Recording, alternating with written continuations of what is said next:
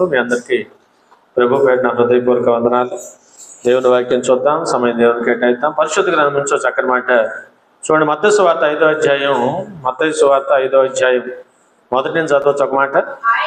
ఆయన ఆ జనసమూహములను చూచి కొండ ఎక్కి కూర్చుండగా ఆయన శిష్యులు ఆయన వద్దకు వచ్చిరి. అప్పుడు ఆయన ఇలాగ బోధింపసాగిను, ఆత్మ విషయమై దీనులైన వారు ధన్యులని. హల్లెలూయా.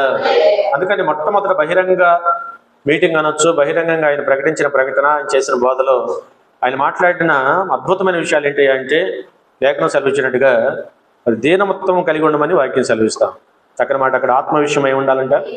ఆ ఆత్మ విషయమై దీనత్వం కలిగి మనం ఉండగలిగితే, ఈ రోజున క్రైస్తవ జీవితంలో మళ్ళీ చెప్తున్నాను, దయచేసి ఆలకించాలి. క్రైస్తవ జీవితంలో మొట్టమొదటి ఫండమెంటల్గా బేసిక్ ఏంటంటే మనం తగ్గించుకోవడం నేర్చుకోవాలి. హల్లెలూయా. లేఖనాలు ఛాన్సాలు మీకు తెలిసిన వాక్యమే. తాము తగ్గించుకున్న వారు దేవుని చేత హెచ్చించబడతారని, తాము హెచ్చించుకున్న వారు దేవుని చేతే తగ్గించబడతారని వాక్యం ఉంది కనుక కాస్త మనసు పెట్టి వాక్యం లోతుల్లోకి మనం వెళ్ళి ఎంత వీలైతే అంత మనలో ఆ దీనత్వం అనే పాళ్ళు మనలో పెరగాలంటండి. హల్లెలూయా. అందుకని ఆత్మ విషయమై దీనులైన వారే ధన్యులు. ధన్యత, దీనత్వమే గొప్ప ధన్యత మన జీవితాల్లో. అందుకని అక్కడ రెండో మాట, రేపొద్దున పరలోక రాజ్యం వారిది అంటండి. పరలోక రాజ్యము ఇప్పుడు మనం తిప్పలు పడేదంతా దానికోసమే కదా. క్రైస్తవ జీవితంలో, ఆత్మీయ జీవితంలో ఈ రోజున లోకం నుంచి వేర్పడి, విగ్రహం నుంచి వేర్పడి ఈ రోజు నిజమైన దేవుడు అని ఆయన తెలుసుకొని ఇవాళ మరి ఎన్నో ప్రయాసాలు, శ్రమలు, ఇరుకుల ఇబ్బందులు, కొన్ని నిందలు, అవమానాలు ఎదుర్కొని కూడా ఇవాళ దేవుల్లో మనం కొనసాగుతున్నామంటే ముఖ్య కారణం ఏంటంటే, రేపొద్దున ఆయన ఇస్తాడు అన్న పరలోక రాజ్యం కొరకు. హల్లెలూయా. ఈ లోకంలో 60-70 ఏళ్ళు ఆయుష్, అధిక బలమైతే 80 ఏళ్ళు. ఆ తర్వాత ఏది ఎప్పటికైనా ప్రతి మానవుడు కూడా ఈ లోకం నుంచి నిష్క్రమించాల్సిన పరిస్థితి ఉంది కనుక మనం నమ్ముతుంది ఏంటంటే, ఖచ్చితంగా పరలోక రాజ్యంలో నాకు చోటు కావాలి. హల్లెలూయా. అందుకనే దేవుడు అంటున్నాడు, మరి పరలోక రాజ్యం ఎవరిదంట? దీనులైన వారు. ఆత్మ విషయమై దీనులైన వారు ధన్యులు, వారిదే పరలోక రాజ్యం అని ప్రభు సెలవిస్తున్నారు కనుక కొంచెం మనసు పెట్టి ఆ రీతిగా ఆ దీనత్వాన్ని మనం మనలో పెంచి పోషించుకోగలిగితే, మనలో ఇంకా దాంట్లో డెవలప్ చేసుకోవాలి. ఇప్పుడు మనం ఏది డెవలప్ చేసుకుంటే అదే కదా, అవునా కదా. మనం ఏది నేర్చుకుంటే అదే, ఏది డెవలప్ చేసుకుంటే అది. అందుకని ఈ రోజున ఆ వాక్యమర్థమైన మనము ప్రభు యేసుక్రీస్తు వారిని అర్థం చేసుకున్న మనం అదేనత్వం కలిగి మనం కూడా వెళ్ళగలిగితే సదాకాలం మన ప్రభు మనకి తోడే ఉంటారు. అందుకని ఇందాక మాట అన్నాను, దేనత్వం అనగానే ముందు గుర్తొచ్చేది ఎవరంటే మన ప్రభు అయిన యేసుక్రీస్తు. ఎంత దేనత్వము ఆటల్లో, మాటల్లో, ఆయన జీవిత చరిత్రలో. అవునా. రేపు మరి వారం గుడ్ ఫ్రైడే రాబోతా ఉంది, శుభ శుక్రవారం. మానవులందరి కోసం కూడా తన విలువైన ప్రాణాన్ని సిలువలో బలిగా అర్పించిన గొప్పవారు. ఎంత దీనుడవ్వాలో అంత దీనుడయ్యాడు ఆయన. లేఖనాలు మనం చూసాం. దీనత్వం అనగానే ఆ యొక్క కరుణ, ఆ జాలి, అవన్నీ కూడా ప్రభువులో మనం చూస్తాం. ఇవాళ మనమే కాదు, ప్రపంచవ్యాప్తంగా ప్రభు నమ్మిన వారే కాకుండా మరి ఆ విధంగా అంజులైన వారిలో కూడా చాలా మంది ఆయనలో ఉన్న ఆ దీనత్వానికి, ఆ తగ్గింపుకి చాలా మంది ఇష్టపడతారు. లేఖనాలు లోకంలో చూసినాం. హల్లెలూయా. వెళ్ళిన వారి మీద ఎప్పుడు దేవుడు తన శ్రద్ధ పెడతాడని వాక్యం సెలవిస్తుంది. హల్లెలూయా. ఆ తర్వాత అంటే ఒక మాట ఉంది అక్కడ, దేవునికి అసలు ఇష్టమైన బలి అంటే అది. ఇలా మనం డబ్బులు పెట్టు జంతువులు అర్పించే బలు, ఆ బలు కన్నా కూడా తగ్గింపే బలి అంటున్నాడు దేవుడు. మళ్ళా ఉన్న ఆ దీనత్వమే బలి అంటున్నాడు. ఆ తగ్గింపే దేవునికి ఇష్టమైన బలి అంటాడు. హల్లెలూయా. కాబట్టి ఆ ప్రకారం కొంచెం మనసు పెట్టి మరి ఆ లక్షణాలు కలిగి మనం ముందుకెళ్ళే ప్రయత్నం చేద్దాం. తప్పక దేవుడు మనకి తోడై ఉండడానికి అవకాశం ఉంది. అసలు దీనత్వం అంటే నిర్వచనం ఏమిటి? దీనత్వం అంటే అసలు ఆలోచన ఏంటి అని మనం గమనిస్తే కొంచెం విషయాలు మనకి. దీనత్వం అంటే ఇందా చెప్పినట్టుగా మనం తగ్గించుకోవటం. దీనత్వం అంటే ఎంత వీలైతే అంత మన జీవితాన్ని మనం విధేయత కలిగి బ్రతకటం. దీనత్వం అంటే అర్థం సహనం కలిగి ఉండటం అంట. దీనత్వం అంటే అర్థం సమాధానం కలిగి అందరితో మనం ఉండటం అంట. దీనత్వం అంటే అర్థం ఇంకా ప్రేమలో లోతుగా నాటబడటం అంటే. హల్లెలూయా. ప్రేమలో లోతుగా నాటబడటం. కొంచెం లోతుగా మనం గమనిస్తే దీనత్వం యొక్క లక్షణం ఏంటంటే, నాకన్నా నా తోటివాడే గొప్పవాడు అని మనం తగ్గించుకోవటం. నేనే గొప్ప అంటే అహంకారం అవుతుంది. అవును కదా. నెబుకద్నెజర్ లాంటి వారు అక్కడికి వస్తే అసలు సాతాను వాళ్ళ ప్రధాన దూతగా లూసిఫర్ కూడా ఆయన దేవుని కంటే నేనే గొప్ప అనుకుంటే అయిపోయింది, గొడవ వచ్చి సమస్య. వాళ్ళంతా కూడా త్రోసివేయబడి, నెట్టివేయబడి, అవును కదా, ఇవాళ సాతానుగా అపవాదిగా తిరుగుతున్నాడు లోకంలో మనం చూస్తూ ఉంటాం. అందుకనే నేనే అనే భావన కానీ, నేనే అనే అహంకారం కానీ అనే మనలో ఎప్పుడూ రాకూడదు. నేను ఎప్పుడు అంటాను, ఇంట్లో కానీ ఏముండవు, సంఘంలో కానీ, సమాజంలో కానీ, ఉద్యోగ వ్యాపారాలు కానీ అందరం అంటేనే బాగుంటుంది ఎక్కడైనా. ఎందుకని ఎప్పుడు అంటా మనం ఒక శ్లోకం ఉంది, ఈ మధ్య రాస్తున్నారు, అందరూ బాగుండాలా, అందులో మేము ఉండాలి. హల్లెలూయా. చెప్పండి, అందరూ బాగుండాలా. ఇది చాలా బాగుంది కదా. నేనే బాగుండాలంటే స్వార్థం అవుద్ది, అవునా కదా. ముందు ఎక్కడి నుంచి పైకి రావాలంటే అందరూ బాగుండాలా, అందులో నేను కూడా ఉండాలంటే ఎంత బాగుందో ఆ ప్రార్థన. అందుకని మన చాలాసార్లు మీకు చెప్పిన ప్రార్థనలో కూడా, ప్రార్థన విషయాల్లో కూడా ముందు అనేక మంది కోసం ఎక్కువ ప్రార్థన చేసి చివరిలో నీ దేన కుటుంబాన్ని నన్ను కూడా జ్ఞాపకం చేసుకున్న మాట చేస్తే సరిపోద్దంటే. హల్లెలూయా. అంటే అందరి బాగు కొరకు ఎక్కువ మనం ప్రార్థన చేయాలా, అందరూ బాగుండాలని మనం కోరుకోవాలా. దీనత్వం అంటేనే అర్థం అదంటే. ఒక మాట చెప్తాను, వాళ్ళు యేసుక్రీస్తులో దీనుడు అనే మాటకు దీనత్వం అనే పదాలకి పరిపూర్ణంగా ఎందుకు ఆయన సరిపోతాడు అంటే ఆయన అందరి బాగు కోసం ఈ లోకానికి వచ్చాడు. హల్లెలూయా. మనకు తెలుసు కదా వాక్యం, యేసుక్రీస్తు అందరికీ ప్రభు అని, దేవుడు లోకం ఎంతో ప్రేమించాడని. అవునా? ఈ రోజున ఎవరు ఎక్కడ నశించిపోవడం దేవునికి ఇష్టం కాదని, నశించిన దాన్ని వెతికి రక్షించడానికి మనుష్య కుమారుడు ఈ లోకానికి తను తగ్గించుకొని వచ్చాడని లేఖనాలు మనం చూసాం. ఫిలిప్పీ పత్రిక వాటిలో దీనుడై రిక్తునుగా సమస్త ఏమంటారు ఆధిపత్యాన్ని వదిలేసుకొని సామాన్యుడికి లోకానికి దిగి రావటం, తన్ను తాను తగ్గించుకోవటం అనేది ఏదైతే ఉందో, అందుకని మనకి బెస్ట్ ఎగ్జాంపుల్ ఎవరంటే మన ప్రభు అయిన యేసుక్రీస్తు వారు. హల్లెలూయా. ఇవాళ మనం కూడా ఆ లక్షణాలు పుచ్చుకోగలిగితే, ఆ లక్షణాలు కలిగి మనం కూడా సాగగలిగితే అంతకన్నా ఆశీర్వాదం ఉంది. అందుకని ఎందా చెప్పాను అమ్మా, దీనత్వం అంటేనే ప్రభు గుర్తుకు రావాలి, దీనత్వం అంటేనే ఆయన జీవితం గుర్తుకు రావాలి, దీనత్వం అంటే ఇందానికి చెప్పిన లక్షణాలన్నీ మనలో పెరగాలంటండి. హల్లెలూయా. మనలో ఏం పెరగాలి? ఇప్పుడు నేను చెప్పే లక్షణాలు పెరగాలి. లేఖనాలు మీకు తెలుసు, కీర్తనలో పరిశుద్ధ గ్రంథంలో ఆత్మఫలాలు ఉన్నాయి కదా. ఏ ఫలాలు? ఆత్మఫలాలు ఉన్నాయి, శరీర కార్యాలు ఉన్నాయి. మనలో ఏం పెరగాలంటే ఆత్మకార్యాలు పెరగాలి, ఆత్మఫలాలు పెరగాలి. ఉన్న కొద్దీ కూడా శరీర కార్యాలు తగ్గాలి మన జీవితాలు. హల్లెలూయా. అట్లా ఇక్కడ కూడా మనం గమనిస్తే ఆలోచన చేస్తే మొట్టమొదటి ఇందా చెప్పినట్టుగా ఆ విధేయత కలిగి మనం ఉండటం, లోబట్టం అనేది మనం నేర్చుకోవాలి.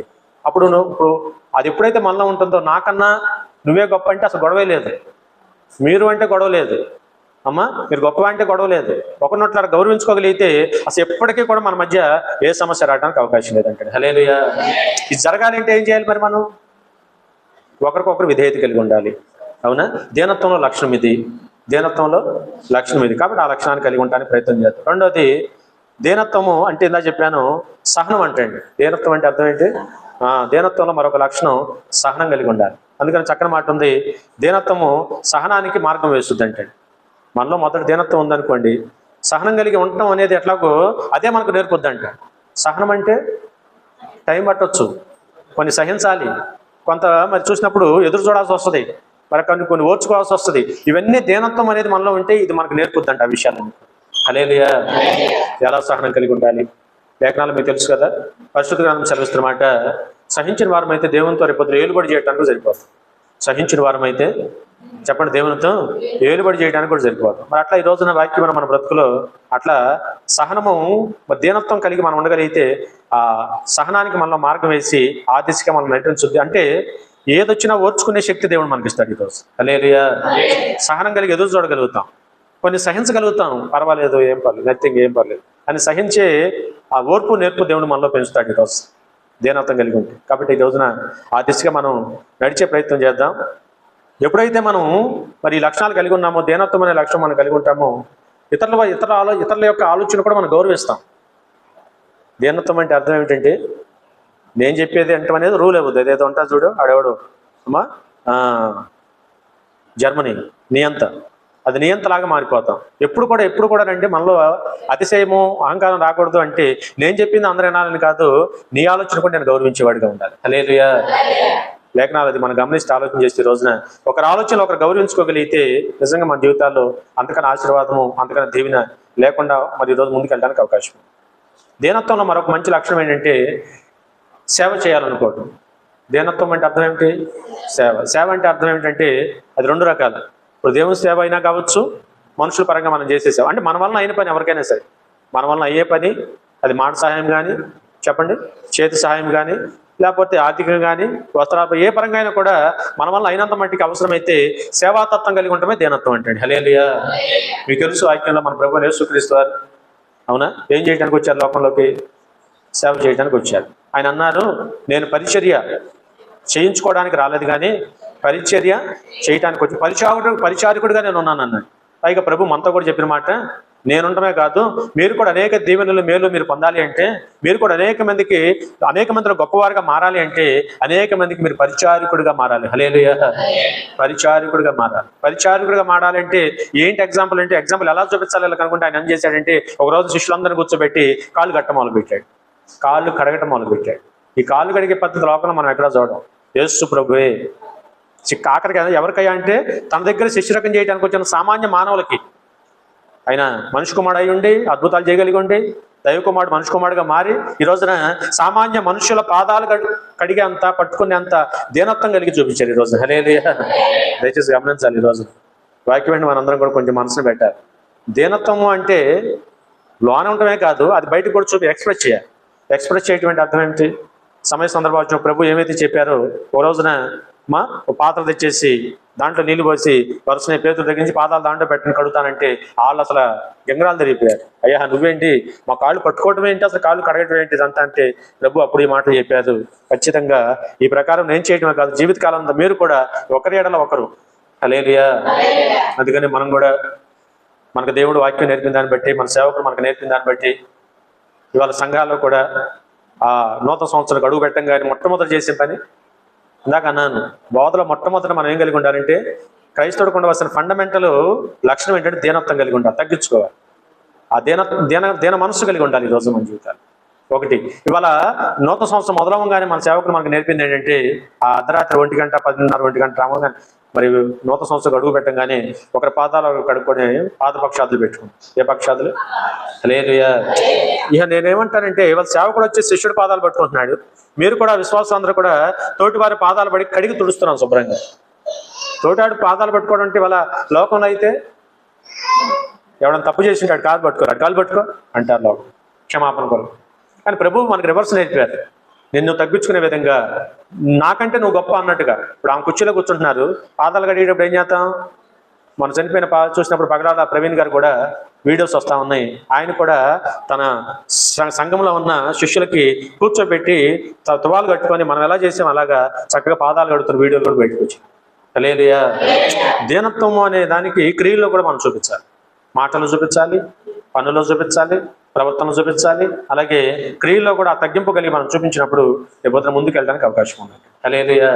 కాబట్టి వాళ్ళ మన ప్రభు నేర్పిన ఆ మార్గాన్ని బట్టి శిష్యుల పాదాలు సామాన్యమైన మనుషుల పాదాలు పట్టుకున్నట్టుగా అట్లా మనం కూడా ఒకరి పాదాలు ఒకరు పట్టుకొని కాళ్ళు పట్టుకుంటున్నామంటే ఇంకంతకన్నా తగ్గిపోయి ఉంటుంది. తోటివాడి కాళ్ళు పట్టేసుకుంటున్నాం, తోటివాడి ఎవరైనా కావచ్చు ఆ సమయంలో మనకి ఎవరు దొరికితే వాళ్ళు. కాబట్టి ఆ విధంగా తోటివాడి పాదాలు పట్టేసుకొని ఆ విధంగా కడుగుతున్నామంటే ఆ తగ్గింపు ప్రభు మనకు నేర్పాడు. ఈరోజు ఆ తగ్గింపు కలిగి ఉండమనే చెప్తున్నాడు జీవితకాలం. హల్లెలూయా. కాబట్టి ఆ ప్రకారం మనం ముందుకెళ్ళే వారిగా ఉందాం. అందుకని ఇందాక అన్నాను, దీనత్వంలో లక్షణం ఏంటంటే సేవాతత్వం. మొదటేమన్నాను, విధేయత కలిగి ఉంటాం. రెండోదేమో సహనం కలిగి ఉంటాం. మూడోదేమో సేవాతత్వం. నాలుగోది ప్రేమ. దీనత్వంలో మరొక లక్షణం ఏంటంటే ప్రేమ అంటే. హల్లెలూయా. దీనత్వము మనలోకి వచ్చిన రోజున ఆ లక్షణంలో ఇంకెలా ఉండంటే ప్రేమ లోతుల్లోకి మనం వెళ్ళాలి. ఇంకా ఏ లోతుల్లోకి? ప్రేమ లోతు. అంటే వాక్యంలో ఉంది కదా, రాను రాను రాను రాను మనందరి మధ్య ప్రేమ పెరగాలి తప్ప ప్రేమ తక్కువ. సంఘాల్లో 7 సంఘాల గురించి ప్రకటనలో చెబుతూ అన్నారు ఆయన. అన్నీ బాగానే ఉండే కానీ మొదట నీకుండిన ప్రేమ, ఎఫ్ఎస్సి సంఘాన్ని గురించి చెప్తా అంటాడు, మొదట నీకుండిన ప్రేమ నీలో తగ్గిందన్న నేరం నీ మీద మోపాల్సి వస్తుందని మాత్రం ఖచ్చితంగా చెప్పాడు. అంటే ప్రేమ ఏమైందంటే ఎఫ్ఎస్సి సంఘంలో, నేను ఇప్పుడు ఏమంటానంటే ప్రేమ మనలో జీవితకాలం కూడా మన మధ్య, దేవుని బిడ్డల మధ్య, దేవునికి మనకి మధ్య కానీ, సంఘానికి మరి విశ్వాసాలకి మధ్య కానీ, కాపరికి విశ్వాసాల మధ్య కానీ, ఎవరి మధ్య కూడా ప్రేమ ఎక్కడా కూడా మనలో తగ్గకుండా ఉండాలంటే దీనత్వం కలిగి ఉంటేనే ప్రేమ తగ్గదంటే. హల్లెలూయా. ఆ తగ్గింపు ఉంటేనే ప్రేమ తగ్గదు. తగ్గింపు ఎప్పుడైతే మనలో లేదో ఏంటి పద్దాకు లేని ఎందుకు ప్రేమించాలని మెల్లమెల్లగా ఏదో వచ్చేస్తాయి జీవితం మనకు ఆలోచనలోకి. అందుకనే వాళ్ళ వాక్యమైన మన అందరి జీవితాల్లో కూడా ఆ దీనత్వం ఎప్పుడు ఎందుకు ఉండాలి మనలో అంటే ప్రేమ లోపించుకొని ఉండాలి అంటే దీనత్వం కలిగి ఉండాలి. ఇది ఉంటేనే మన మధ్య ఎప్పుడు కూడా ప్రేమ స్ట్రాంగ్గా ఉంటుంది. హల్లెలూయా. ప్రేమ స్ట్రాంగ్గా ఉంటుంది. ఇది తెలుసు కదా మీకు, ప్రేమ ఉంటే అన్నిటికన్నా ప్రేమే గొప్పది కదా. ప్రేమ ఉంటే అన్ని దోషాలు, ప్రేమ ఉంటే అన్ని పాపాలు, ప్రేమే నిన్ను కడకి, ప్రేమే కలిగి ఉండటానికి ప్రయాస, ఎన్ని వాక్యాలు ఉన్నాయి కదా. సగం మొక్కలు తర్వాత చెబుతున్నారు మీరు. హల్లెలూయా. ప్రేమ కలిగి ఉండటానికి ప్రయాసపడి మన వాక్యం చెబుతా ఉంది. ప్రేమే నేను కడక చేర్చుద్దని వాక్యం సెలవిస్తా ఉంది. ప్రేమ అన్ని దోషములు కప్పుద్దని వాక్యం సెలవిస్తుంది. ప్రేమ అన్ని పాపాలు తొలగించుద్దని వాక్యం సెలవిస్తా ఉంది. హల్లెలూయా. మళ్ళీ 13వ అధ్యాయం కొరింథీ పత్రికలో చూసాం, ఎన్ని కృపావరాల ఫలాలు మనకు ఉన్నప్పుడు కూడా ప్రేమే శ్రేష్టమైనదని, ప్రేమ శాశ్వత కాలం ఉంటుందని, ప్రేమ లేకపోతే ఎంత జ్ఞానం ఉన్నా వ్యర్థమని కూడా బైబిల్ చెప్తాం. హల్లెలూయా. నేను ఎందుకు ఇంత లోతు చెప్తున్నానంటే దీనత్వం ఉంటేనే ఎన్నిటికీ బేస్ అనమాట. ఎన్నిటికి బేస్ ఏంటంటే దీనత్వం. అందుకని ప్రేమ మనలో ఎప్పటికీ తగ్గకుండా ఉండాలంటే ముందు ఆ తగ్గింపు ఉంటేనే ఈ ప్రేమ కలకాలం మన మధ్య నిలబడటానికి అవకాశం ఉంది. హల్లెలూయా. కాబట్టి ఆ రీతిగా మన ఆత్మ జీవితాన్ని మనం కొనసాగించే వారిగా ఉందాం. చివరి అంశం చెప్తాను. చివరంటే వీటిలో చాలా వాక్యం ఉందిలే, చివరంటే అప్పుడే చివర. దీంట్లో ఇంకొక అంశం ఏంటంటే దీనత్వము కలిగి ఉంటే మనలో ఎప్పుడు సమాధానమే కోరుకుంటా ఉంటాండి. దీనత్వం ఉంటేనే ఏం కోరుకుంటాం? ఈ పూట నాకు ప్రేమ కుమార్కి ఏదన్నా అభిప్రాయ భేదం వచ్చినా కూడా వెంటనే నాకేమనిపిస్తుంది అంటే దీనత్వం ఉంటే ఎంత తొందరగా అవకాశం ఉంటే అంత తొందరగా. అభిప్రాయ భేదం ఏదో వచ్చింది ఆవిడికి నాకు, అవునా?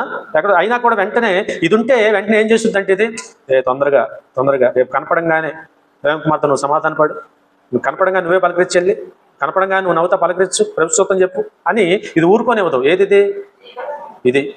ఇది ఇక గీయొచ్చు. 5 లక్షణాలు మీకు అర్థమవుతుందని చెప్తున్నాను. చార్ట్ ఏదైనా ఉంటే ఈసారి నుంచి అది కూడా పెట్టేద్దాం. చార్ట్ పెట్టి గీసేసి రాసేసేస్తాను. ఇది దీనత్వం బేసు. ఈ బేసులో నుంచి ఇందాకేం చెప్పాను? విధేయత, రెండోదేమో సహనము, మూడోదేమో సేవాతత్వము, నాలుగోదేమో ప్రేమతత్వము, ఐదోది సమాధానం. హల్లెలూయా. ఈ 5కి బేస్ ఏంటంటే దీనత్వం అంటే. హల్లెలూయా. ఇది ఉంటే ఊరుకోనివ్వదు. ప్రేమ తగ్గినా ఊరుకోనివ్వదు. ప్రేమించు, ఏముందో పట్టించుకోమని ప్రేమించంటది, అవునా? సమాధానం లేదనుకో వెళ్ళి సమాధానం పడుతుందరుగా అంటది. నువ్వు బాగా సేవ చేయట్లేదు అనుకో, దేవుని కొరకు ప్రయాసపడలేదు అనుకో, ఏంటి మధ్య నీలో సేవాభారం తగ్గింది, సేవాతత్వం తగ్గింది, ఇటు సంఘానికి దేవునికి పని చేయవా అని క్వశ్చన్ చేస్తా ఉండదు దీనత్వం.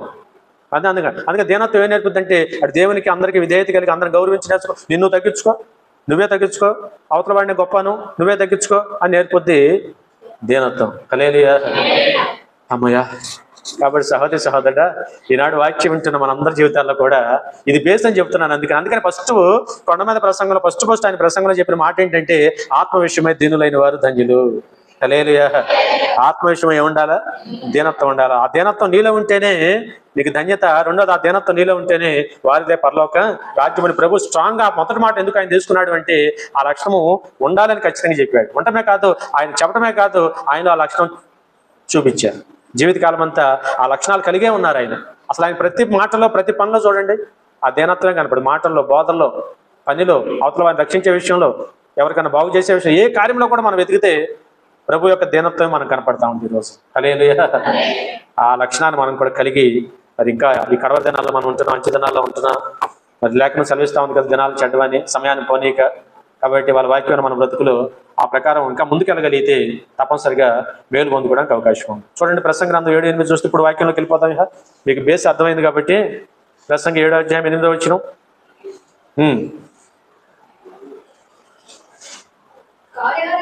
కార్యారంభము కంటే కార్యాంతం ఎంతో మేలు, అహంకారము గలవాని కంటే శాంతము గలవాడే శ్రేష్ఠుడు. హల్లెలూయా.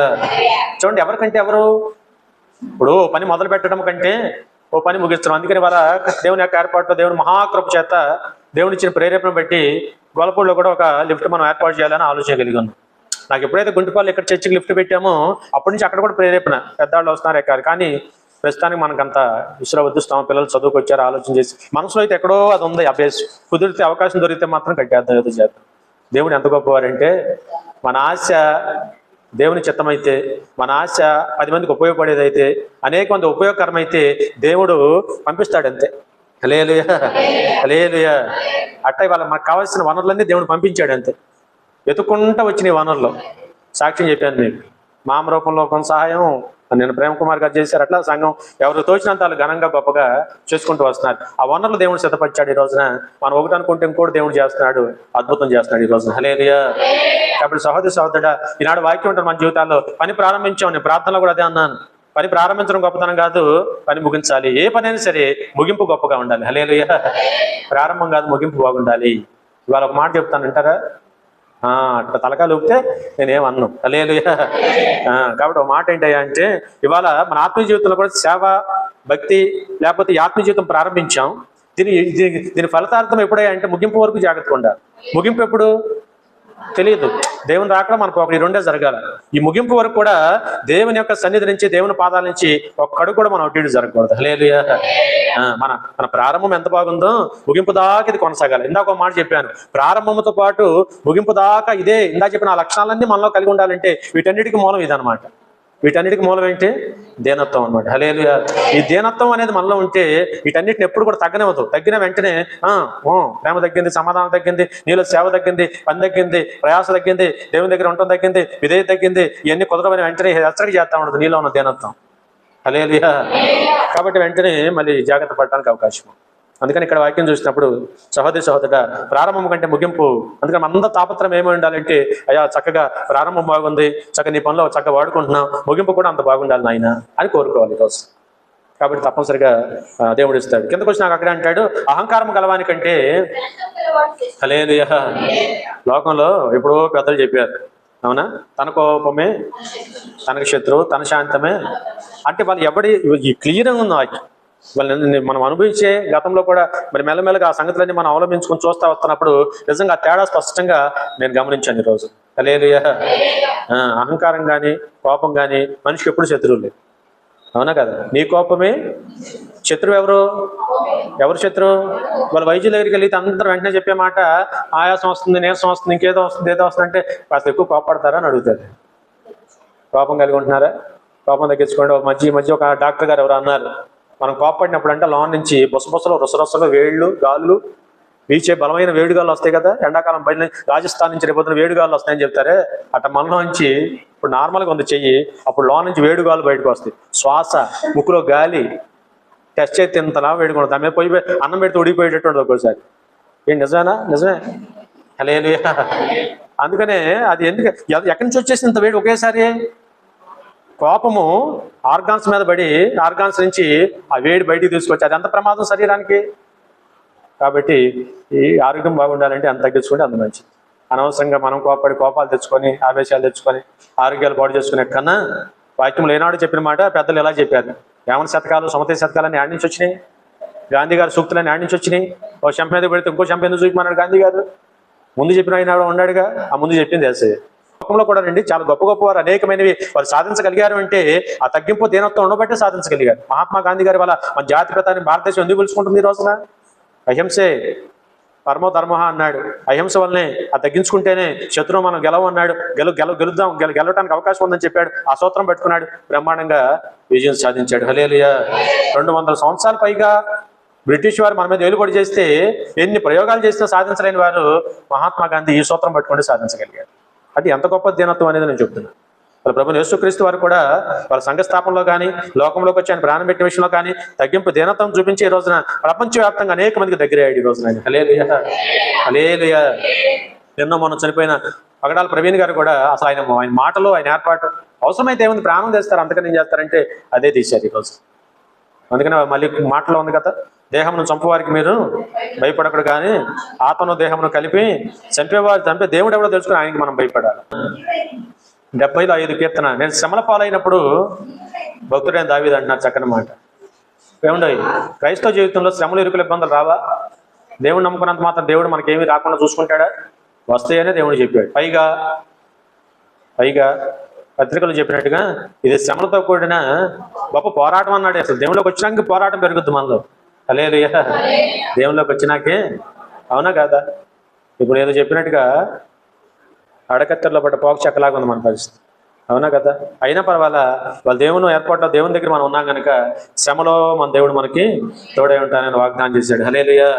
అందుకని మన దావీదు మనకి ఏమి నేర్పుతున్నాడంటే, శ్రమలు వచ్చినా ఇరుకులు వచ్చినా ఇబ్బందులు వచ్చినా మనలో ఏం రావాలి? కోపం రాకూడదు, నాకెందుకు వచ్చిన ప్రశ్న రాకూడదు, డిమాండ్ చేయకూడదు, నాకు ఎట్టెందుకు అట్టకెందుకు అని దేవునితో వాదన పెట్టుకోకూడదు. శ్రమ వచ్చినప్పుడు దీనుడు అయిపోవటం నేర్చుకోమంటున్నాడు దావీదు. శ్రమ వస్తే ఏమైపోవాలి? కష్టం వస్తే ఏమవ్వాలా? దీనత్వం కలిగి ఇంకా తగ్గించుకొని ప్రభు పాదాల దగ్గరికి వెళ్ళి ప్రార్థన చేస్తే విరుగుడు ఆయన చూసుకుంటాడు. హల్లెలూయా. ఎన్ని విషయాలు దేవుడు సహాయం చేశాడు మనకి, ఎన్ని విషయాలు విరుగుడిచ్చాడు దేవుడు, ఎన్ని కార్యాలు మనకు చక్కబెట్టాడు దేవుడు, అవునా కదా?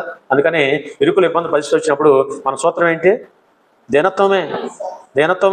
ఇందాక చెప్పిన ఆ లక్షణాలతో కూడా ఈ లక్షణాలు కూడా కలిగి ఉండాలి. ఈరోజు ఇది కలిగి ఉంటే శ్రమ ఎదుర్కోగలుగుతాం.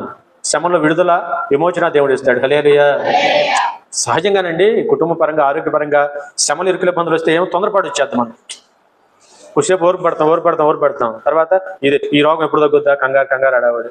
అది శ్రమ, ఈ కష్టం ఎప్పుడు తొలగిపోద్దా, అడవాడి కంగారు. కానీ ఈ లక్షణం ఉందనుకో, నేను చెప్పిన బేస్ ఏదది దీనత్వం అనే లక్షణం ఉందనుకో, శ్రమను అది కంప్లీట్, ఆ పీరియడ్ కంప్లీట్ అయిన దాకా నీలో ఓర్పుగా ఉంచుతుంది ఇది. హల్లెలూయా. ఆ పీరియడ్ కంప్లీట్ అవ్వాలి కదా. ఇప్పుడు ఈ కూటమే ఉంది, అవునా కదా. ఇవాళ ప్రసంగం బాగా నడిచి 2:30 దాకా జరుగుతూ ఉందనుకో, దీనత్వం ఉందనుకో, 3 అయినా మీరు కదలరు. అంటే వాళ్ళ దీనత్వం పరీక్ష పెడదాం, చూద్దాం అసలు ఏముందో. నాకెందుకు డౌట్ వచ్చింది, దేవుని ప్రేరేపిస్తున్నాడు, నేను వాక్యం లోతులోకి వెళ్తాను, నా ఎమ్మడి కూడా ఎంతవరకు వస్తారో చూద్దాను. హల్లెలూయా. ఈ లక్షణం ఉందనుకో 3 అయినా కదలరు. ఇది లేదనుకో ఖచ్చితంగా మన రోజువారీ టైం ప్రకారం పావుదోకండి. కానీ తర్వాత అసలు నా ముఖం నువ్వేమన్నా చెప్పుకొని మేము చూడని ముఖం ఇప్పుడే తలెత్తి చక్కగా యాక్టివ్గా చూస్తున్నారు, రెపరెపలు ఆడుతున్నాయి కళ్ళు ముఖం చక్కగా, తర్వాత ఆ రెపరెప ఉండకపోవచ్చు. హల్లెలూయా. సరే సహోదరి సహోదరా, నేనేమంటానంటే మనకు రోజు వాక్య పరిచయం ఉంది కాబట్టి అంత దూరం నేను పాను, అధిక ప్రసంగం నేను చేయను. దేవుని ఏర్పాట్లో సంక్షిప్త ప్రసంగాలు చేస్తాను, నాకు అదే ఇష్టం కూడా. హల్లెలూయా. మీరు ఆ మాట మీద ఉండండి, మీరు ఎప్పుడు మాకు ఇష్టం అంటున్నారు. మీరు సంక్షిప్త ప్రసంగాలు మీరు చేస్తా ఉండండి, మీరు ఎప్పుడు మాకు ఇష్టం. అధిక ప్రసంగం మీద ఉండదు కాబట్టి ఎంత దూరమైనా మీకోసం పరిగెత్తుకొస్తున్నాం. నువ్వు అదే కనుక దీర్ఘ ప్రసంగాలు చేయి, వస్తాం, దేవుని చిత్తం అంటాం, వస్తే అప్పుడు అడుగు. హల్లెలూయా. అందుకని మిమ్మల్ని ఎందుకు పోగొట్టుకుంటాను, దీర్ఘ ప్రసంగాలు చేయను. పైగా మనకు ఆదివారం శుక్రవారం 2 రోజులే కాదు కదా, వారం అంతా దేవుని వాక్యం ఉంది. కాబట్టి దేవుని మహాకృప చేత అవకాశం దేవుని ఉంది కాబట్టి, మీలో దీనత్వం పుష్కలంగా ఉందని నాకు తెలుసు కాబట్టి నేనేం పరీక్షలు పెట్టట్లే. మీకు ఆ లక్ష్యం కలిగి చక్కగా దేవుని పనులు ముందుకెళ్ళిపోదాం. హల్లెలూయా. చూడండి, మంచి మాటే కదా. దావీదు అంటున్నారు శ్రమలు వచ్చినప్పుడు దీనత్వం. అందుకనే దీన్ని ప్రాక్టీస్ చేస్తే మన జీవితాల్లో ఆ ఓర్పు సహనము ఇవన్నీ కూడా దీనత్వాన్ని బట్టి మనకు నేర్పుతాడు. ఓర్చుకోగలుగుతాం, సహించగలుగుతాం. సమస్య ఇప్పుడు ఏ శ్రమ అయినా ఎంతో కాలం ఉండదండి, అది పోద్ది, టైం వెళ్ళిపోద్ది. ఎంత బగబగమని ఇప్పుడు ఎండట ఉంది, సాయంత్రానికి అలా దిగిపోతా లేదా, అలా వెళ్ళిపోతుందా లేదా, రేపొద్దున వెళ్ళిపోయి ఇటు నుంచి తిరిగి మళ్ళీ ఇటు వచ్చేస్తాడు. ఇటు వెళ్తున్నాడు, ఇటు ఎప్పుడు వెళ్తున్నాడు, నైట్ వెళ్తున్నాడు. అంటే మనకు కనపట్లేదు. ఒక రోజు మనం టెస్ట్ చేద్దాం, ఎప్పుడు ఏ టైంలో వెళ్తున్నాడో మనం ఒకసారి చూద్దాం. ఇటా వచ్చేది పొద్దున్నే సాయంత్రం దాకా, ఇటా ఎప్పుడు వెళ్తున్నాడో మనకు తెలుస్తుంది. ఇలా ఎప్పుడు వెళ్తున్నాడో తెలవట్లేదు. విజయం గారు చెప్పింది నైట్ అని ఆమె చూసిందంట, మనం కూడా ఒక రోజు నైట్ బయట చూద్దాం. హల్లెలూయా. కాబట్టి సహోదరి సహోదరుడా, ఇలా వాక్యాన్ని మన జీవితాల్లో దయచేసి గమనించాలి. ఆ తగ్గింపు దీనత్వం మనలో నేర్చుకుంటే అదే ఏ కష్టాన్నైనా ఎదుర్కొనే శక్తి మనకి ఇచ్చుది. హల్లెలూయా. భక్తుడు ఎంత అనుభవం ఉంటే చెప్పుకుంటాడు దావీదు మాట, శ్రమల పాలైనప్పుడు నేను చదవమ్మ దీనుడనైతేనే దేవా, హల్లెలూయా, నన్ను రక్షించడకు త్వరపడి రానాయన, తప్పనిసరిగా నీవే నాకు సహాయము చేసే దేవుడు అని కోరుకున్నట్టుగా మనం కూడా ఆ ప్రకారం కోరుకుందాం. సామెతలు 16:32 చెప్పానా, పరాక్రమశాలి కంటే దీర్ఘశాంతము గలవాడే శ్రేష్ఠుడు. హల్లెలూయా. ఎవరికంటే ఎవరు శ్రేష్ఠుడు, బాగా యుద్ధం చేసే పరాక్రమశాలి కంటే దీర్ఘశాంతం గలవాడే. మహాత్మా గాంధీ గారు ఇదే చేసి గెలిచాడు. యుద్ధంతో మనం గెలవలేం, శాంతంతోనే గెలుద్దాం, అవునా కదా. అందుకనే సహోదరి వాళ్ళ వాక్యం మన జీవితాల్లో నువ్వు ఏది సాధించాలన్నా నీ ఇంట్లో కూడా ఇదే ప్రాక్టీస్ చేయి. నీ వ్యక్తిగత జీవితంలో ప్రాక్టీస్ చేయి, నీ ఇంట్లో ప్రాక్టీస్ చేయి, నీ బిడ్డల దగ్గర ప్రాక్టీస్ చేయి, నీ ఉద్యోగ వ్యాపారాల దగ్గర ప్రాక్టీస్ చేయి. ఖచ్చితంగా ఆ కోణంలో అవ్వకపోతే ఈ కోణంలోనే, ఆ కోణంలో అవ్వదు చాలా పనులు, ఒకటారు అవుతాయి, ఈ కోణంలోనే ఎక్కువ సక్సెస్ ఉంది. హల్లెలూయా. ఏ కోణం, దీర్ఘశాంతం గలవాడే శ్రేష్ఠుడు. శాంతముతోనే చాలా పనులు సమకూడతాయి. శాంతంతోనే చాలా పనులు మనకి సమకూర్చబడతాయి ఈ లోకంలో. అందుకని ప్రభు అన్నారు, ఈ లోకం నుంచి వెళ్ళిపోయేటప్పుడు భయ్ మీకు కంగారు పడమాకండి, అవునా, నా శాంతిని నేను మీకు ఇచ్చి వెళ్తున్నాను. హల్లెలూయా. ఏమి ఇచ్చి వెళ్తున్నాడంటే వాళ్ళ క్రైస్తవ జీవితంలో ఓర్పు నేర్పు కలిగి వాళ్ళ సహోదరుడ మరి ముందుకు వెళ్ళగలుగుతున్నాడు. వాక్యం ఎప్పుడు కూడా మనం అనకొడతాము. మన విషయంలో కూడా చూస్తే, అవునా, ఒక రాజకీయ నాయకుడు అన్నారు, అసలు ఇట్లాంటిది క్రైస్తవులకి ముస్లింకి ఏదైనా జరిగితే అసలు ఈ పాటికి మీరు రాష్ట్రాన్ని రావణ కాష్టం చేసి తగలబెట్టేసేవాళ్ళు. ఏమో సనాతన ధర్మం అది అని ఏదో ఆయన అన్నారు. మంచి మాట, పాపం ఆయన తెప్పలేదు, ఆయన పడ్డాడు, గొప్ప నాయకుడు. రకరకాల డ్రెస్సులు, మరి డ్రెస్తో పాటు భాష మారుతుందని. సరే, మొన్న మరి జరిగిన పగడాల ప్రవీణ్ గారి విషయంలో జరిగిన కార్యక్రమాన్ని బట్టి రాష్ట్రం ఏమి రావణ కాష్టం అయింది. ఒక అగ్గిపొల్లు ఎక్కడ, ఒక టైర్ మొక్క ఎక్కడన్నా, అవునా కదా. ఇవాళ శాంతము తన బిడ్డలైన వారికి వాక్యం ద్వారా దేవుడు ఇచ్చాడు కనుకనే ఇప్పుడు కూడా ఏమంటున్నామంటే సత్యం బయటికి తీసుకురండి చాలు. వాళ్ళ భార్యతో సహా పిల్లలతో సహా ఏమంటున్నామంటే అవసరమైతే ఆ అపరాధులు ఎవరైతే ఉంటే వారు తెలిస్తే చాలు వారిని క్షమించేసామన్నారు. హల్లెలూయా. భార్యకి ఈ పాటికి తెలియదా, యాక్సిడెంట్ అయ్యుంటే ఆ మాట ఆవిడ ఎందుకు అంత మాట అంటది, ఏముంది, దోషులను ఎట్టి వారైనా మేము క్షమిస్తున్నాం అని. దోషులు ఉన్నారనేగా, దోషులు క్లారిటీ, అంతకన్నా క్లారిటీ ఏం కావాలి. ఇంతకన్నా వాళ్ళ పోలీసు వారు మొన్న వచ్చి చెప్పిన మాట, కొంచెం ఈ రోడ్ల మీద చూపించిన వీడియోలన్నీ ఒక్కడు కూడా మేము రిలీజ్ చేయలేదని చెప్పారు. మరి ఇప్పుడు ఏం చెప్పాలి? మీడియా సంస్థలేమో మాకు పోలీసు వారు ఇచ్చారని చెప్పి అక్కడ వచ్చింది. నిన్న మన కేఏ పాల్ గారు గట్టిగా మొదలుపెట్టాడు. ఒక్కోసారి ఏమనుకుంటాం, ఒకసారి ఈయన ఉంటే బాగుండి అనిపిస్తాం. అట్టగా గట్టిగా అడిగేవాడు ఎవడో కావాలి కదా మనకు కూడా. హల్లెలూయా. మరి అంతా ఎవడో వాయిస్ వినిపించేవాడు కావాలి కదా.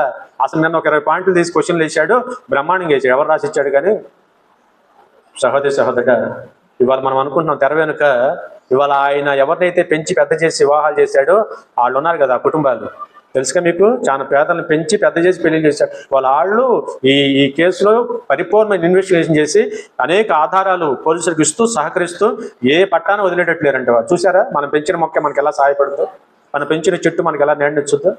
హల్లెలూయా. నిన్న కేఏ పాల్ గారు అన్నారు ఈ మాట. ఇవాళ ఆయన పెంచిన ఆయన పిల్లలే వాళ్ళ ఈ కేసుని నడిపిస్తున్నారు. అనేక క్లూస్ పోలీసు వారికి ఇచ్చి ఆ జ్ఞానం దేవుడు వారికి ఇచ్చారు. ఎందుకంటే అనాథలైన రోడ్డు మీద ఉన్న పిల్లల్ని పెంచి పెద్ద చేసి వాళ్ళ సాఫ్ట్వేర్ ఇంజనీరింగ్ చేసి వాళ్ళకి చక్కని పెళ్లిళ్ళు చేసి పిల్లల కుటుంబాలను ఏర్పాటు చేశాడు ఆయన. అట్లాంటి మంచివాడిని ఇష్టానుసారం పైగా మనిషిని చంపడమే కాకుండా క్యారెక్టర్ చంపడానికి ప్రయత్నం చేశారు. మనిషిని చంపడమే కాకుండా క్యారెక్టర్ ఇప్పుడు మనిషి ఎవడైనా పరువు కోసం చూస్తాంగా ఉండదా? సావనాన్ని చూస్తాం కానీ ముందేం కోరుకుంటాం? ఎవడైనా పరువు ముఖ్యం అనుకుంటాం.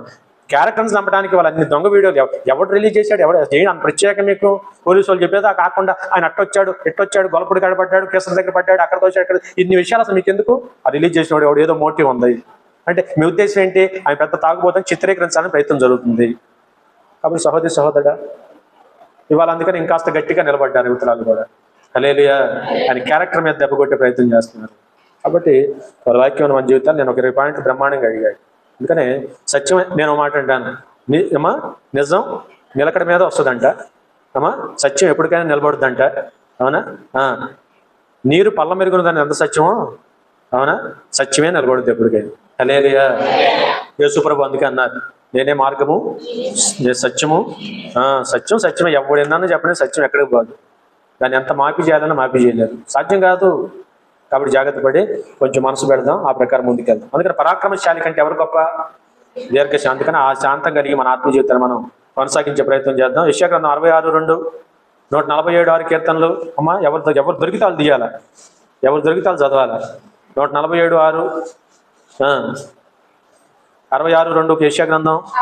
అవన్నీ నా హస్తకృత్యములే. ఫస్ట్ నుంచి చదువు. యెహోవా ఇలాగూ ఆజ్ఞించుచున్నాడు, ఆకాశము నా సింహాసనము, భూమి నా పాదపీఠము, నా నిమిత్తము కట్టనుద్దేశించిన ఇల్లు ఏ పాటిది? నాకు విశ్రమ స్థానముగా కట్టనుద్దేశించిన ఏ పాటిది? అవన్నీ నా హస్తకృత్యములే కదా, అవి నా వలన కలిగినవని యెహోవా సెలవిచ్చుచున్నాడు. ఎవ్వడు దీనుడై నలిగిన హృదయము గలవాడై నా మాట విని వణుకుచుండును వానినే నేను దృష్టి పెడుతున్నాను. హల్లెలూయా. హల్లెలూయా. ఇప్పుడు మన మందిరాలు కట్టాం, దేవుని మహాకృప ఆయన కట్టించుకున్నాడు అంటే ఎంత బాగుంటుంది? అది లెక్క. చిన్న మాటే. ఆయన కృప చొప్పున అంటే ఎంత బాగుంది. నేను కట్టా అంటే ఎట్టుండు. ఆ మాటకు వస్తే ప్రభు అంటారు, అసలు ఈ హచ్చకృత్యాలు నేనేదో చేశాను, దేవునికి ఏదో కట్టాను, ఏదో చేశామని కనుక మనం బట్టి మనం అతిశయిస్తే అది కాదు నాకు కావాల్సింది. అట్లా అయితే అట్లాంటి నేననే భావన మీలోకి వస్తే అక్కడ అసలు నేను నివాసమే ఉండను. దేవుడు నివాసం ఉండాలి అంటే నువ్వు ఎన్ని కోట్లు పెట్టి కట్టామన్నది కాదు, అక్కడ నీలో ఎంత తగ్గింపు ఉన్నది అనేది ముఖ్యం. తగ్గింపు ఉన్న వారి దగ్గర ఆయన ఉంటాడు. ఆయన సన్నిధి ఎక్కడ ఉంది? 10 కోట్లు పెట్టి కట్టే మందిరంలో ఆయన ఉంటాడా? లేదా ఉండడా? ఉండడని నేను అంటలా. కావాల్సింది ఏంటంటే నువ్వు ఎన్ని కోట్లు పెట్టి ఖర్చు పెట్టి దానికి ముందు బేస్ ఏంటంటే ఆ 10 కోట్లు పక్కన పెట్టు, ముందు నీలో దేనత్వం ఉందా, తగ్గింపు ఉందా? ప్రభు అంటున్నాడు అవన్నీ కూడా నా హస్తకృత్యములే కదా. ఆకాశం అవసరమైతే నా సింహాసనము, భూమంతా నా పాదపీఠం. హల్లెలూయా. కాబట్టి వాళ్ళు ఏ భావన మనలో ఉండాలంటే మనం గొప్ప చేయబడకూడదు, నేననే భావన మనకు రాకూడదు. నేననే భావన మనలో రాకుండా ఉండాలంటే ఇందాక చెప్పి మళ్ళీ ఇదే బేస్. ఇందాక ఎన్ని చెప్పాను? ఇప్పుడు చాలా వేసుకోవాలి, పెద్ద చెట్టు గీయాలి, ఓ 10 వేయాలి. ఇప్పుడు ఏమన్నా అంటే ఇది ఉందనుకో, ఈ నోటం నేను అనేది అత్యం రాదు, ఎప్పుడు వీళ్ళు అసలు రానే రాదు. నా బొంద నేనంతటండి, దేవుడు లేకపోతే నేను అక్కడ. ఆయన చిత్తం కాకపోతే ఇది ఎక్కడ కడతాం, ఆయన చిత్తం లేకపోతే ఇది ఎక్కడ కడతాం, ఆయన చిత్తం లేకపోతే నేను అక్కడ అనే భావంతో ఎప్పుడు కూడా ఏమవుద్దంటే ఇది ఏమనిపిస్తుంది అంటే నేను అని కాకుండా ఆయన అనిపించు. ఆ మాట దావీదు అన్నాడు జాన్ సార్. ఇది ఉంది కాబట్టి ఇదంటే బోర్డు పెట్టినా బాగుండేది. ఈ పూట అసలు ఒక పాంప్లెట్ బోర్డు పెట్టుకున్నా పోయేది. హల్లెలూయా. దీనత్వం ఉన్నప్పుడు ఈ నేను అనే భావన రాదు. దీనత్వం ఉంటే దావీదులాగా సమస్త ఘనత మహిమ ప్రభావాలు దేవునికి అర్పిస్తాం. హల్లెలూయా. అక్కడ వాక్యంలో కూడా ప్రభు కూడా ఏమంటున్నాడు చూడండి, ఎవడు దీనుడై నలిగిన హృదయం గలవాడై మళ్ళీ అవి ఉంటమే కాదు, నా మాట విని వణుకుచుండును వాడినే నేను దూషిస్తాను. హల్లెలూయా. ఇవాళ అట్టి వారిగా మనందరం ఉండాలని ఆశ. ఏమన్నా జరగనియండి, మనం ఎంతటి వారు? సమస్తం దేవుని కృప అనండి ఒకసారి. సమస్తము ఎవరి కృప? దేవుని కృప. హల్లెలూయా. ఆ సమస్తం దేవుని కృప. మనం అసలు వాక్యం అర్థమైతే నథింగ్. మనం ఏదో అంటారు చూడు ఏకోపత్తిలో, మన జీవం ఏ పాటితే అసలు ఎంతలోనే కనపడి అది బాగా తీసేసుకోవాలి. మనం తీసేసుకొని అప్పుడు ఏటిని బట్టి అతిశయించాం. ఇల్లు బట్టు, ధనాన్ని బట్టు, ఆస్తిని బట్టు, అంతస్తుని బట్టు, చదువుని బట్టు, జ్ఞానాన్ని బట్టు, దేని బట్టి అతిశయించాం మనం. అప్పుడు అతిశయం అంతా దేని బట్టి ఉంటుంది? సమస్తం ప్రభువే. హల్లెలూయా. సమస్తం ఎవరు? ప్రభువే. దేవుడే సమస్తం అని ఆ భావన మనలో పెరుగుద్ది. అది పెరిగిన రోజున అసలు మనకి దేవునికి ఎప్పుడు కూడా ఆ సహవాసం దెబ్బతింది. అది మనలో ఎప్పుడు పెరగాలి అంటే ఇదే బేస్ అంటున్నాను. దేనత్వమే దానికి బేస్ అనమాట. అందుకనే నెబుకద్నెజరు వారు అవునా కదా, నేను అనే భావన పెరిగిన రోజున, నా గొప్పతనం అనుకున్న రోజున పడిపోయాడు లేదా? 7 సంవత్సరాలు గడి తినాల్సి వచ్చిందా లేదా? తిరిగి మళ్ళీ ఏమన్నాడు? దీనుడై తగ్గించుకొని దేవుడు గొప్ప చేశాడు. దీనుడై. హల్లెలూయా. కాబట్టి మనం కూడా ప్రభు చిత్తం మీద అట్టి మనసు కలిగి మన ఆత్మ జీవితాలు కొనసాగిద్దాం. జీవితకాలం అంతా ఉండవు. దేన మనసే కాదంట. దేన మనసు ఉన్నప్పుడు ఇది కింద వేసుకోండి, 7, 8 వేసుకోండి లైన్లో గీత, మాట వినేవాడిగా ఉంటాడు. దేనత్వం ఏం చేస్తుందంటే ఎప్పుడు దేవుని మాట వినమనే చెప్పుద్ది, మాటకు లోబడమని చెప్పుద్ది. హల్లెలూయా. దేనత్వం ఏం చేస్తుందంటే దేవుని మాటకి విని వణుకు, అమ్మో ఆయన మాట్లాడుతున్నాడు జాగ్రత్త, ఆయన మాట్లాడుతున్నాడు, ఆయన ఎదుట జాగ్రత్తగా ఉండమని దేవుని మాటకు వణికేలాగా చేస్తుంది నీలో ఉన్న దేనత్వం. హల్లెలూయా. కాబట్టి ఆ ప్రకారం మన ఆత్మ జీవితాన్ని మనం కొనసాగించే వారిగా ఉంటాం. సదాకాలం మన ప్రభు మనకి చూస్తున్నాడు. మహోన్నతమైన పరిశుద్ధ స్థలములలో నివసించువాడును అయినను వినయము గల వారి యొద్దను ఉజ్జీవింపజేయుటకును, వినయము గల వారి యొద్దను, దీన మనస్సు గల వారి యొద్దను నివసించుచున్నాను. హల్లెలూయా.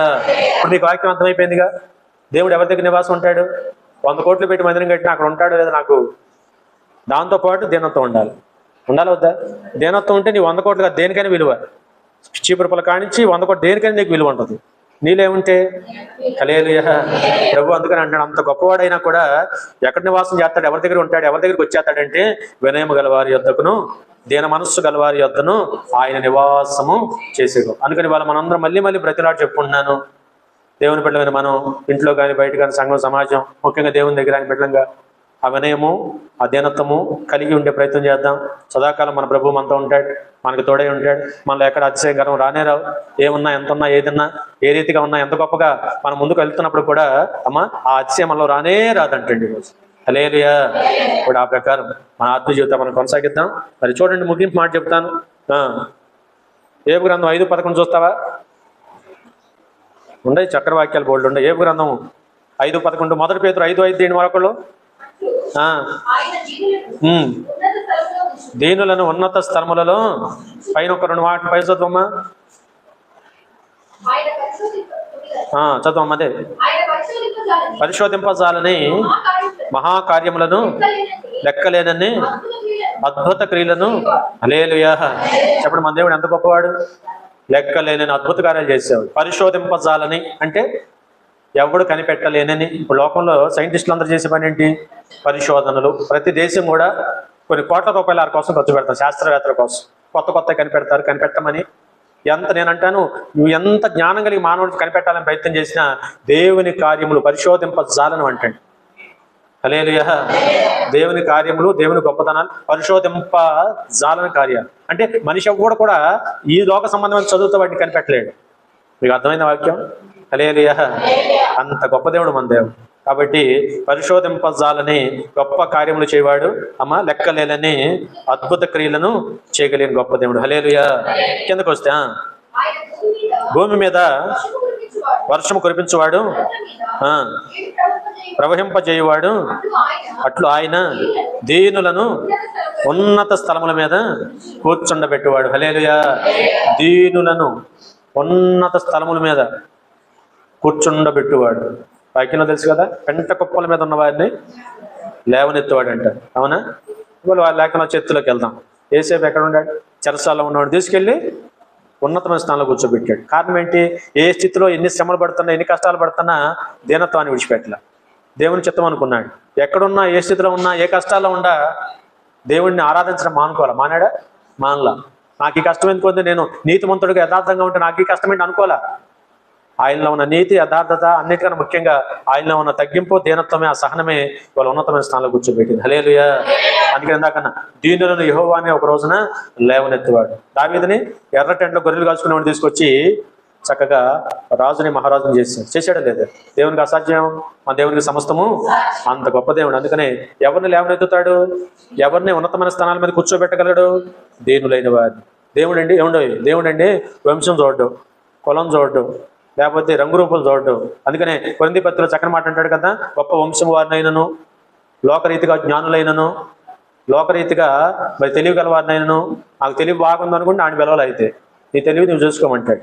నేను పెద్ద నీతిమంతుడిని, పరిశుద్ధుని అనుకుంటే నేను పిలవాలి. అందుకని ప్రభు అన్నాడు, నేను నీతిమంతుని పిలవరాలేదు కానీ పాపుల్ని పిలవ వచ్చేదని ప్రభు చెప్పాడు. హల్లెలూయా. నువ్వే నీతిమంతుడు అనుకుంటే నేను పిలిచేది ఏముంది? అవునా కదా? అందుకని ప్రభు అన్నాడు, లోకరీతిగా గొప్ప వంశం వారినైనను, గొప్ప జ్ఞానం కలిగిన వారినైనను, గొప్ప అనుకుని ఎవరిని పిలవడంట దేవుడు. ఎవరిని పిలుస్తాడు? వెర్రివారిని, దీనత్వం కలిగిన వారిని, మాటకు లోబడేవాడిని, మాట వినేవాడిని, మాట విని వణికేవాడిని పిలుచుకొని ఉన్నతమైన స్థానములలో కూర్చోబెట్టగలిగిన సమర్థుడు ఆయన. హల్లెలూయా. సమర్థుడు. అంతేకాకుండా ఈరోజు కూర్చోబెట్టాడు ఆయన. ఛాన్స్ చరిత్ర ప్రతి భక్తుని జీవితం అది. ఉన్నతమైన స్థానంలో కూర్చోబెట్టాడు. వాళ్ళు నేను కూడా అనుకున్నాను, ఏదో చేద్దాం అనుకున్నాను, అన్నిటికన్నా ఉన్నతమైన స్థితి దేవుడు నాకు ఇచ్చాడు ఈరోజు. హల్లెలూయా. కాబట్టి సహోదరుడా, దేవుని మీద ఆధారపడి ముందుకెళ్దాం. ఎక్కడ చెప్పాను? పేతురు పత్రిక 5:5, చిన్నలారా మీ పెద్దలకు లోబడి ఉండండి, మీరందరూ ఎదుటివాని ఎడల దీన మనస్సును వస్త్రమును ధరించుకొని హల్లెలూయా మిమ్మల్ని మీరు అలంకరించుకోండి. అవునా కదా? ఏమండి చెప్పండి. దీనత్వం అనే మనస్సు అంట ప్రభు అన్నారు ధరించుకుంటే దేవునికి ఇష్టమైన అలంకరణ అంటే. ఇప్పుడు లోకంలో అలంకరణ బోర్డు ఉన్నాయి కదా, అవునా కదా? సరే, పెళ్ళిళ్ళకి వివాహాలు కట్టుకు వెళ్ళేటప్పుడు అసలు ఎక్కడ మొత్తం ఆపోస మొత్తం తీసి రకరకాలుగా రెడీ అయ్యి వెళ్తాం అనుకోండి, అది లోక సంబంధమైన అలంకరణ. కానీ వాళ్ళ దేవునికి ఇష్టమైన అలంకరణ ఏంటి అంటే, అవునా, దీన మనస్సును వస్త్రము ధరించుకొని నిన్ను నువ్వు దేవునికి అలంకరించుకోమంటాడు వాక్యం. హల్లెలూయా. అందుకని వాళ్ళ క్రైస్తవ జీవితంలో ఇట్టి తగ్గింపే నీకు అలంకరణ అన్నాడు. తగ్గింపే దేవునికి ఇష్టమైన అలంకరణ. దేవునికి నేను అంటాను, దేవునికే కాదు, కొంతకాలం తర్వాత మనుషులు కూడా ఇష్టం అవుతాం లేదా? వారు చాలా ఒబీడియంట్గా ఉంటారు, తగ్గే ఉంటారు, జాగ్రత్తగా ఉంటారు. ఆ విధంగానే మనుషులు కూడా రేపు పొద్దున మెల్లమెల్లగా అందరికీ నచ్చడానికి అవకాశం ఉంది. హల్లెలూయా. ముగింపు మాట యాకోబు పత్రిక 1:9. యాకోబు పత్రిక 1:9. దీనుడైన సహోదరుడు ఉన్నత దశ యందు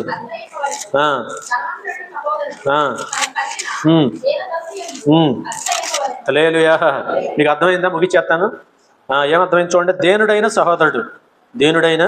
సహోదరుడు తనకు కలిగిన ఉన్నత దశ బాగా ఆలకించాలి.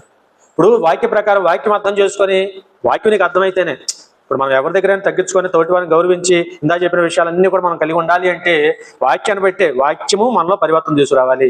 వాక్యాన్ని బట్టి మనం తగ్గించుకోవాలి. వాక్యాన్ని బట్టి నేను నథింగ్ అనుకోవాలి. వాక్యాన్ని బట్టి దేవుడే గొప్ప అనుకోవాలి. వాక్యాన్ని బట్టి తోటోడు గొప్ప అనుకోవాలి. వాక్యాన్ని బట్టి ప్రతివాడిని గౌరవించాలి. వాక్యం మనకు అర్థమయ్యి ఆ దీనుడైన మనసు మనలోకి వచ్చిన రోజున నేను అంటున్నాను, ఆ మనసు నీలో ఉంటే అదే నీకు ఉన్నత దశ అంటున్నాడు దేవుడు. హల్లెలూయా. ఏ దశ? లోకంలో అంటూ ఉంటారు, అదే కలిసి రాలేదు, ఈ మధ్య మా దశ బాగాలేదులేవా, ఈ మధ్య మా దశ అంట. మా దశ నేను అంటున్నాను, దేవుడు అంటున్నమాట వాక్య ప్రకారంగా ఉన్నత దశ అంటండి. దీనత్వం అనేది చెప్పండి, దీనత్వం అనేది దేవుని దృష్టిలో, దేవుని బిడ్డల దృష్టిలో ఉన్నత దశ అంటండి. హల్లెలూయా. ఉన్నత దశ అంటే బెస్ట్. నువ్వు బాగా బెస్ట్గా దేవుళ్ళు నడుస్తున్నావు అంటే ఏంటంటే ఆ దీనత్వం కలిగి ఉంటేనే నీలో ఉన్నత స్థితి దేవుడు చూస్తాడంటే. ఉన్నత దశ అంటున్నాడు మనకి. ఏ దశ అండి? ఉన్నత దశ. అందుకని వాళ్ళ మనమేమి ఎవరిని బట్టి కాదు, అసలు దేవుని బట్టి, వాక్యాన్ని బట్టి మనం మనమే ఒక అడుగు వెనక్కి, మనమే ఒక అడుగు తగ్గించుకొని ముందుకెళ్ళగలిగితే, వాక్యం అర్థమైతే మనల్ని దేవుడే పెంచుతాడు రేపు. హల్లెలూయా. ఎవరు పెంచుతారు? తీసుకొచ్చి చెరసాల నుంచి కూర్చోబెట్టాడు లేదా? సింహాసనం మీద కూర్చోబెట్టాడు దేవుడు. కాబట్టి ఆ స్థితి అర్థం చేసుకొని దీనుడైన సహోదరుడు తనకు కలిగిన ఉన్నత దశయందు అతిశయించవలెను. ధనవంతుడైన సహోదరుడు తనకు కలిగిన దీన దశయందు, ఈ ధనవంతుడైన వాడు ఎలా ఉండాలి? ధనాన్ని లెక్క చేయకూడదు. నేను దీనుడిని, ముందు దీనత్వం కలిగి ఉండాలి. ధనాన్ని బట్టి గొప్ప కాదు, దీనత్వాన్ని బట్టి అతిశయించాలి. హల్లెలూయా. అంటే వాళ్ళ దేవుని దృష్టిలో ఏది గొప్పది? దీనత్వమే గొప్పది. ఏది గొప్పది? దీనత్వమే నిన్ను ఉన్నత స్థాయికి, ఉన్నత దశకు చేర్చుద్దంటే. అర్థమైంది వాక్యం? అర్థం కాలేదా? అది మనం మొదటి నుంచి మాట్లాడుకుందాం. హల్లెలూయా, హల్లెలూయా. వెనకాల ఎవరు అంటున్నారు? అర్థమైందండో అంటున్నారు గట్టిగా. అది కాబట్టి సహోదరుడా, ఇలా వాక్యం మన అందరి జీవితాల్లో కూడా ఏమా ఆ లక్షణాలు కలిగి మన ఆత్మ జీవితాన్ని కొనసాగిద్దాం. ఇది మనం చేయలేని పని, మన వల్ల కాని పనే కాదుగా. అవునా కాదా? చక్కగా ఇవాళ అనేక మందికి నచ్చుతాం, దేవునికి నచ్చుతాం, మనుషులకు నచ్చుతాం, మనం గొప్ప చేయబెడతాం. మనలో కూడా రండి ఏమండో, మనలో కూడా ఈ పోకలాట ఉండదు. దేవుడు ఎంత ఇచ్చినప్పుడు దాని మీద దృష్టి ఉండదు. అప్పుడు ఇస్తాడు దేవుడు అంట. దేవుడు మెలికి బలే ఉంటుంది వ్యవహారం. అబ్రహాముకి అసలు దాని మీద దృష్టి లేకపోతే ఇంకా గొప్పవాడు అయిపోతున్నాడు. దేని మీద లేకపోతే బహు ధనవంతుడు అయిపోయినా కూడా దేని మీద దృష్టి లేదు. దృష్టి దేని మీద ఉంది? పునాదులు కలిగిన దేవునికి నిర్మాణం కూడా శిల్పి ఉన్నాడు.